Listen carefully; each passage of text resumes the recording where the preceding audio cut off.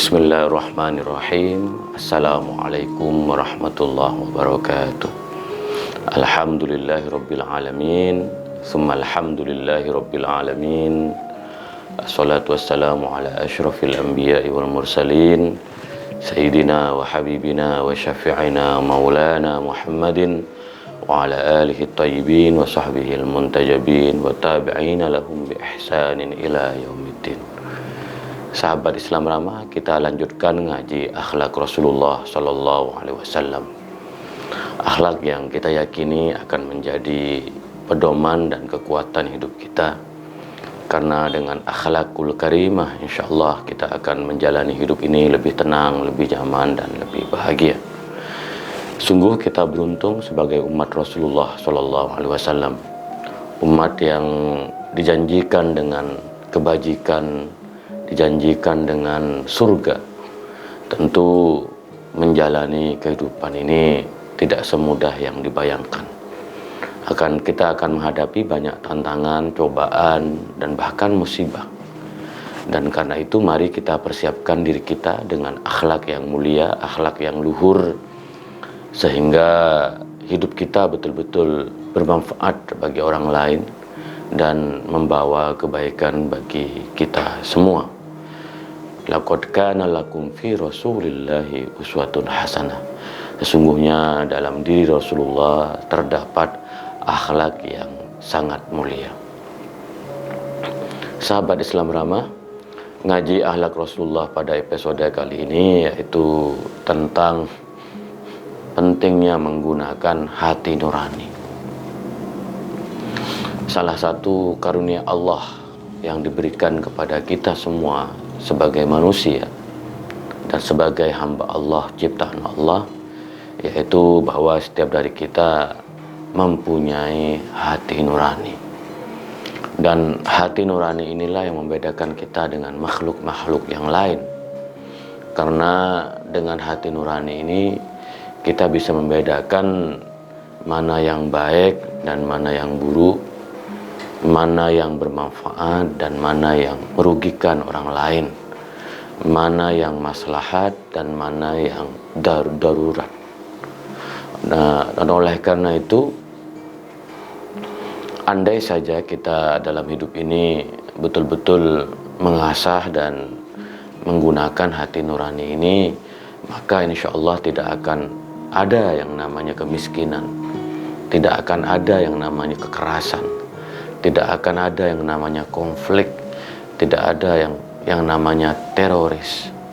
Karena salah satu masalah yang dihadapi oleh teroris, mereka sungguhnya kehilangan hati nurani. Mereka tidak betul-betul menggunakan hati nuraninya, bahwa apa yang mereka lakukan dari bom bunuh diri, dari melakukan penyerangan terhadap orang lain, apakah sudah dibenarkan di dalam agama? Karena di dalam Islam, di dalam Al-Quran disebutkan barang siapa membunuh satu manusia, sesungguhnya ia telah membunuh manusia yang lain. Maka dari itu dikisahkan bahwa pada suatu hari Rasulullah kedatangan sahabat. Dan sahabat itu bertanya kepada Rasulullah, "Wahai Rasulullah, bagaimana sebaiknya saya berfatwa? Bagaimana seharusnya saya mengambil sebuah keputusan?" Tentu Rasulullah sudah banyak menyampaikan pesan-pesannya kepada para sahabat bahwa telah diberikan kepada para sahabat, yaitu Al-Quran dan Sunnah, Al-Quran dan warisan atau khazanah keluarga Nabi, Ahlul Itrah. Begitu banyak Rasulullah menyampaikan pesan-pesan tentang bagaimana kita berpedoman di dalam hidup ini. Tetapi pada kesempatan ini Rasulullah secara khusus menyampaikan istafti qalbak, gunakan hati nuranimu. Di dalam riwayat lain disebutkan salmud dhamir, tanyakan pada hati nuranimu. Karena setiap diri kita mempunyai hati nurani, maka mari kita gunakan hati nurani kita dalam mengarungi kehidupan ini. Karena sesungguhnya hati nurani kita mempunyai kecenderungan untuk memilih yang baik, mempunyai kecenderungan untuk menentukan mana yang baik dan buruk.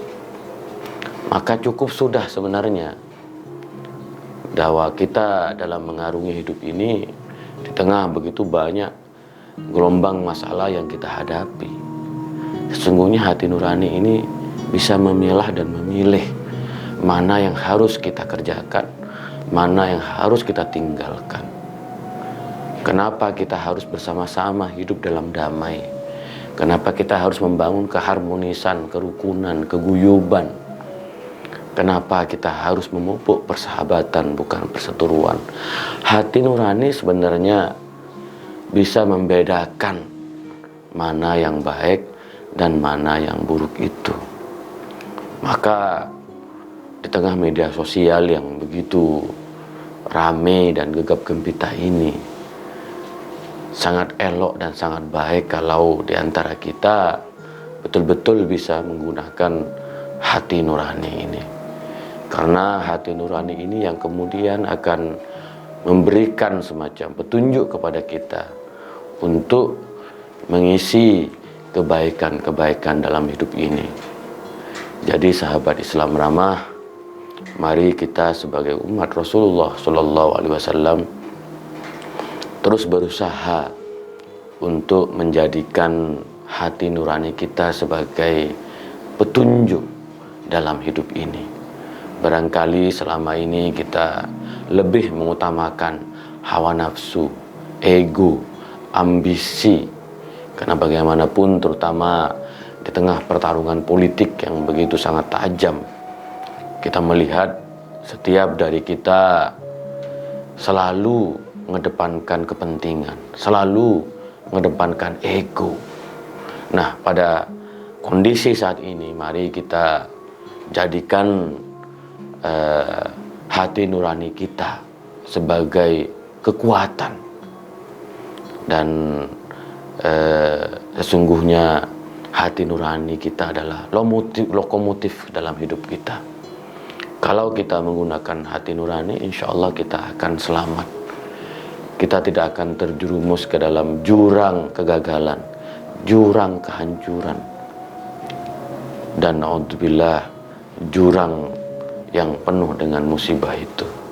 Jadi sahabat Islam ramah, hidup akan kita lalui dengan begitu banyak lika-likunya.